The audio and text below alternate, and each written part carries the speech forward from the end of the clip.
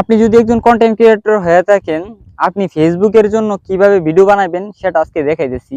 ধরেন আপনি একজন ব্লগার। তো ব্লগার হলে আপনি হুট করে ক্যামেরাটা এভাবে বাই করবেন, বলবেন যে আসসালামু আলাইকুম, আশা করি সবাই ভালো আছেন। তো আজকে এই ভিডিওটা শুরু করা যাক। আজকে আপনাদেরকে নিয়ে যাব এমন একটি ইন্টারেস্ট জায়গার মধ্যে, সেটা হচ্ছে যে এমুক এমুক আপনি বলতে পারেন। সেই বিষয়টা যখন বলবেন শেষ এন একটা ক্লিপ নিবেন, ওকে হয়ে যাবে ভিডিওটা। আবার আরেকটা জায়গার মধ্যে যাবেন, যাওয়ার পরে সে থেকে 10 সেকেন্ড নিবেন। আবার যে মনে করেন দেখাতে পারেন, এই যে দেখেন এটা হচ্ছে একটি ফুল গাছ, অথবা বলতে পারেন যে এই গাছটা কি আপনারা চিনেন, এই গাছটা দিয়ে এক ধরনের ওষুধ হয়, এরকম বলতে পারেন। তো আশা করি বুঝতে পারছেন দ্বিতীয় নাম্বার যে বিষয়টা। আর তৃতীয় নাম্বারটা হচ্ছে যে, তৃতীয় বলতে আমি এরকম বলতেছি না, আমি নিজেতে বলতেছি, আপনাদের একটা আইডিয়া দিতেছি ভিডিও করার লেগে। তো সেটা হচ্ছে যে আপনি আবার একটা জায়গার মধ্যে যাবেন, যাইয়া সেটার মধ্যে একটা ক্লিপ নেবেন। নেওয়ার পরে এটা একটা ভালো একটা দৃশ্য নেবেন বা ন্যাচারাল একটা দৃশ্য নেবেন।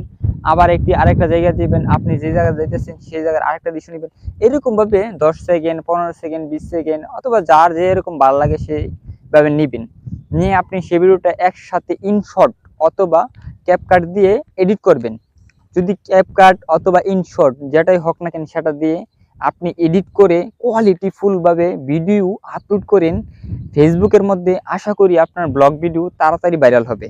কিন্তু ব্লগ ভিডিও ভাইরাল করতে গেলে আপনাকে কিন্তু প্রচুর পরিমাণ ধৈর্য নিয়ে কাজ করতে হবে, প্রচুর পরিমাণ কষ্ট করতে হবে, আর ভালোভাবে কোয়ালিটিফুল ভিডিও বানাতে হবে ইনশর্ট দিয়ে অথবা ক্যাপকাট দিয়ে।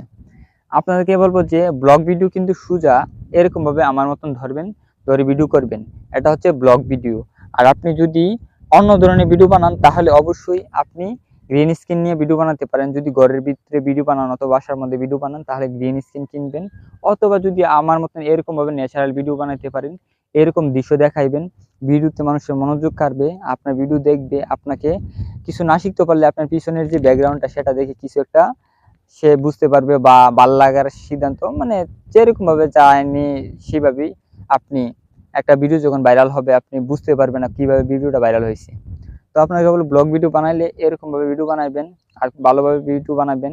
আর ফেসবুকে তাড়াতাড়ি সফলতা অর্জন করতে গেলে ভিডিওর কোনো বিকল্প নাই, কোয়ালিটি ফুল ভিডিও দিবেন, তাড়াতাড়ি সফলতা অর্জন করতে পারবেন। আশা করি বিষয়টা বুঝতে পারছেন। ভিডিও ভালো লাগলে লাইক দিবেন, চ্যানেল সাবস্ক্রাইব করবেন।